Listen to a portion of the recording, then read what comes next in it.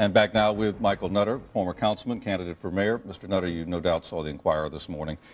Shootings up 31% over the last 5 years or so. You have said in the past that there's a genocide going on, or something like a genocide going on. Those are strong words. It's a black genocide, 296 black men killed in Philadelphia last year, 73% of the homicides. 85% of the homicides last year were African-American victims.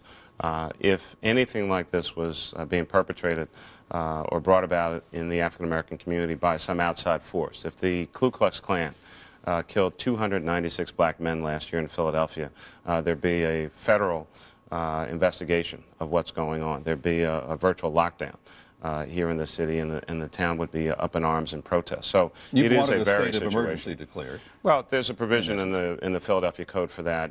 What we refer to it now as a Code 10. Much like when it's very cold outside, you call that a Code Blue to get people off the streets.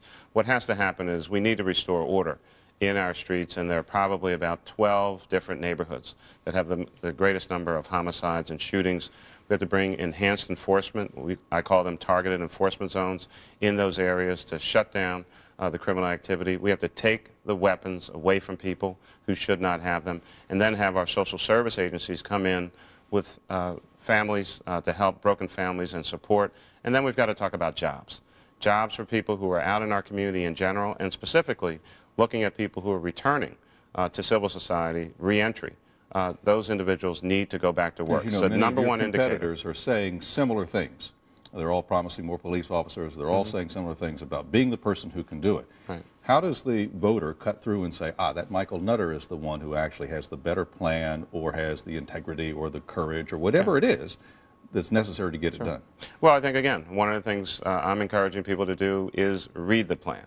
On NutterForMayor.com, you'll be able to download the Safety Now plan. If you look at the details, I've gone out on a limb and said targeted enforcement in certain neighborhoods, active citywide use of legally available police tactics known as stop and frisk, where you make observation, look at what someone is doing. If they're acting in a suspicious fashion, if they're doing things that are unusual, the officers have the ability and the legal authority to make an investigation, inquire of that person, and ultimately look for an illegal weapon. There are too many illegal weapons in Philadelphia. I want to show you a quote that's attributed to you, and it says this, that basically anyone who says they could not make this city safer in 10 weeks should not be a candidate for mayor, or should step down right now.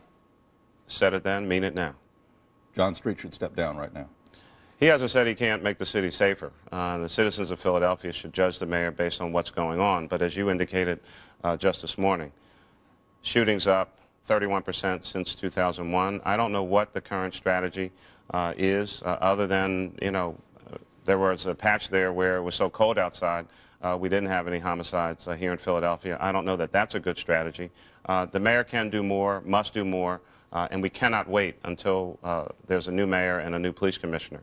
That's 400 people killed last year. We're already on a record pace to exceed that for 2007. The police commissioner that you appoint, from the city or outside the city? I'm going to interview people in the city, in the region, and across this nation. I want to find the best person to lead this city from a public safety standpoint, but ultimately... But every mayor wants to find the best person, don't they? So I would certainly hope so. Are we lacking that in the current person? Is the current commissioner not up to task? I think that Commissioner Johnson has served this city well for 40-plus years as a law enforcement professional. He wanted to retire at some point in time. I think that, and then the mayor wanted to keep him. I think he's trying to do the best he can under very difficult circumstances. You say you want to hire a few hundred more police officers, correct? Absolutely. And are you talking about above and beyond the authorized limit, which is supposedly around 6642, and we're not even at that right now? We lose about 250 officers a year through retirement and other things. So you want to get closer to 7,100? Or at least 7,000. I'm talking about a net increase of 500 officers, recognizing that we do lose 20 to 25 officers a month. All right, real quick look at your crime plan here. If we take a look at it, a public safety cabinet is one of the things you suggest, better prisoner reentry program, as we said, about 500 more police officers. Sure. A cabinet position for that, it's, in one sense, it might sound like more bureaucracy. Why is that needed? Why can't the mayor and the police commissioner be enough to get this done?